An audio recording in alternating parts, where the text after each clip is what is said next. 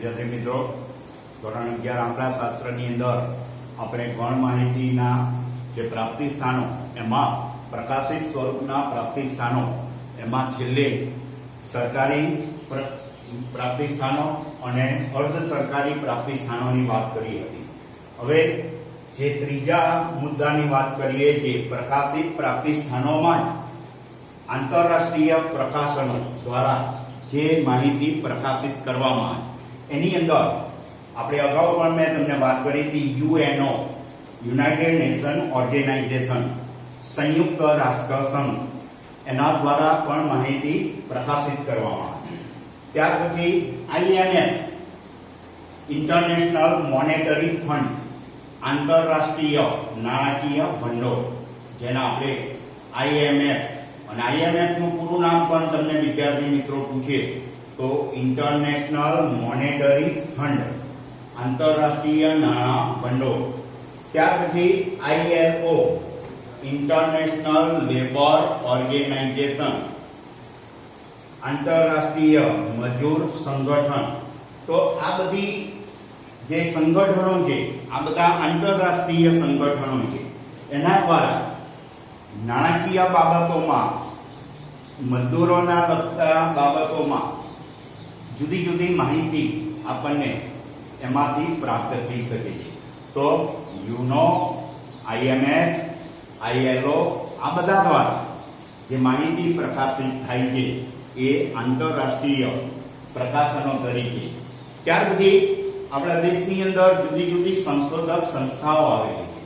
એમાં ખાસ કરી તો અમદાવાદ ખાતે ATIRA, ATIRA, Ahmedabad textile industry research association, એટલે અમદાવાદની અંદર જે આ ટેક્સટાઇલ ઉદ્યોગને લગતું સંશોધનનું કાર્ય કરે છે એ ATIRA, Ahmedabad textile industry research association, એ પણ કાપડ ઉદ્યોગને લગતી માહિતી એટલે કાપડ ક્ષેત્રે સંશોધન કરે છે અને માહિતી પ્રકાશિત કરે છે.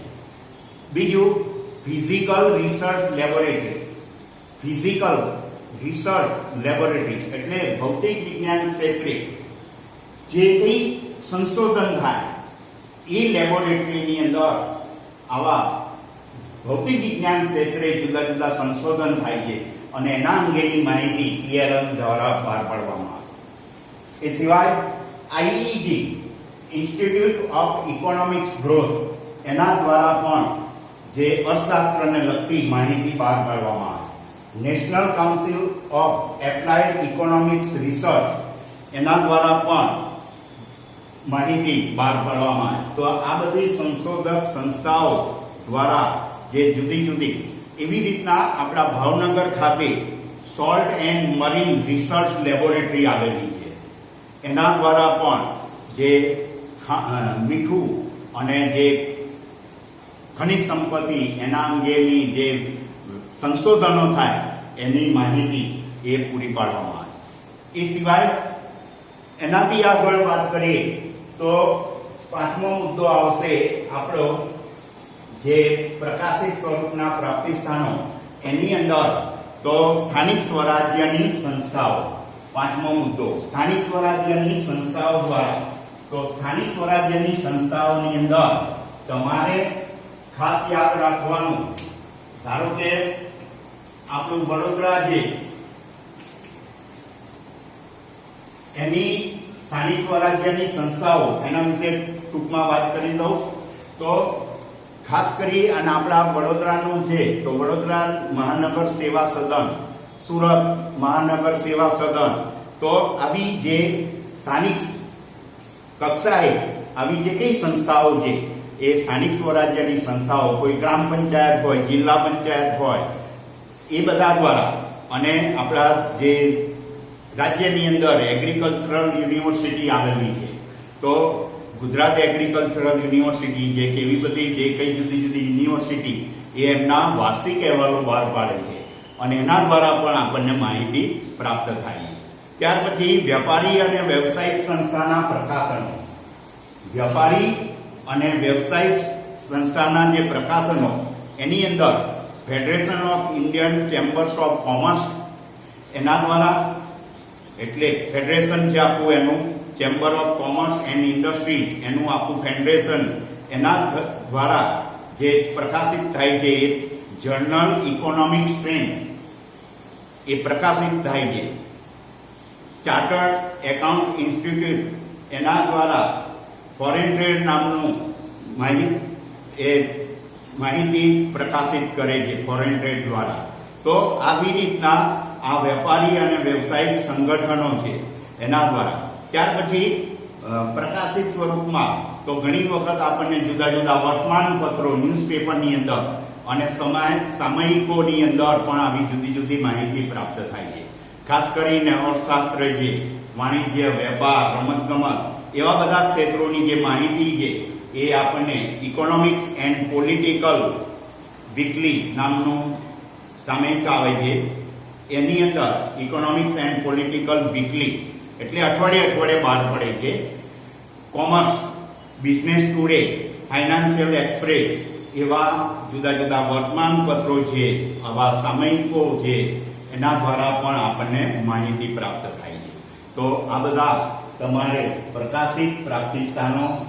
હવે બિન પ્રકાશિત પ્રાપ્તિસ્થાનોની વાત કરવાની છે.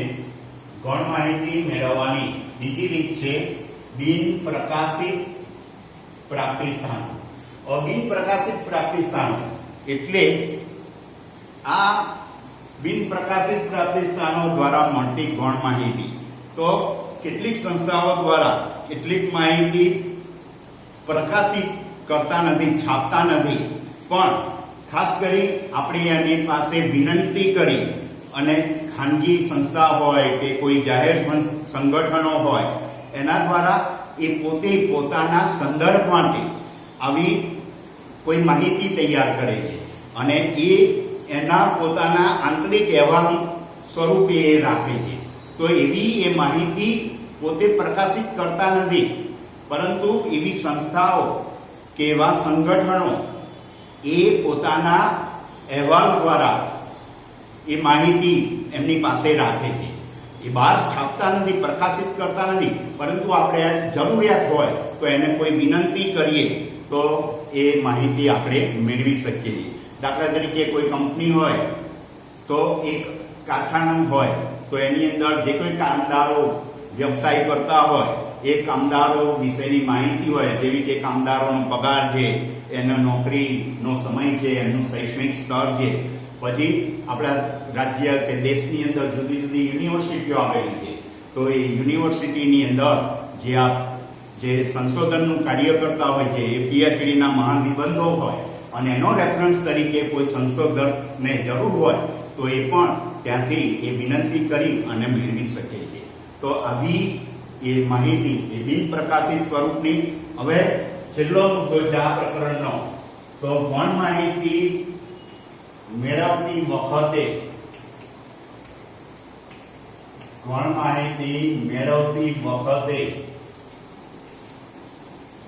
રાખવી પડતી કાળજી અથવા ગૌણ માહિતીના ઉપયોગ દરમિયાન રાખવી જોઈતી સાવચેતીઓ. ગૌણ માહિતીના ઉપયોગ દરમિયાન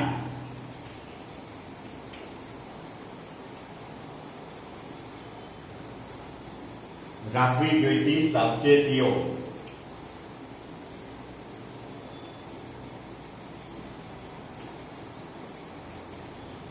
અથવા તમને એમ કહે કે ગૌણ માહિતીના ઉપયોગ દરમિયાન તમે શું કાળજી રાખશો એવો પ્રશ્ન કહે તો ગૌણ માહિતીનો ઉપયોગ કરતી વખતે, કારણ કે ગૌણ માહિતી એ બીજી વ્યક્તિએ મેળવેલી માહિતી છે અને એનો આપણે ઉપયોગ કરીએ છીએ, તો પહેલી કાળજી ખાસ એટલે જે કંઈ સાવચેતી રાખવાની છે તો એ માહિતી કોને અને ક્યાંથી એ માહિતી મેળવી છે એ ખાસ જાણવું જોઈએ. કારણ કે કોઈ ખાનગી સંસ્થાઓ દ્વારા માહિતી મેળવાયેલી હોય તો એ માહિતી એ વિશ્વસનીય પૂરતી હોતી નથી. કારણ કે એ સંસ્થાના કોઈ પૂર્વગ્રહ હોય અથવા તો એની જે કંઈ વિચારસરણી હોય એ વિચારસરણી અનુસાર એને માહિતી મેળવેલી હોય. એટલે માહિતી કોને અને ક્યાંથી મેળવી એના વિશે પણ પણ આપણે ખાસ જાણકારી હોવી જોઈએ. બીજું, ગૌણ માહિતીનો ઉપયોગ કરતી વખતે બીજી કાળજી તમારે એ લેવી જોઈએ કે એનો હેતુ તમારા અભ્યાસના હેતુની સાથે સુસંગત હોવો જોઈએ. દાખલા તરીકે વસ્તી ગણતરીની માહિતી છે તો કોઈ રાજ્ય એના જે અથવા તો આપણી સરકાર અને પંચવર્ષીય યોજના માટે ઉપયોગ કરવું હોય તો વસ્તી ગણતરી એના આંકડાનો ઉપયોગ કરી શકે. તો આવી રીતના તમારો હેતુ જે છે એ હેતુની સાથે સુસંગત હોય એવી માહિતી એ તમારે ઉપયોગ કરવી જોઈએ.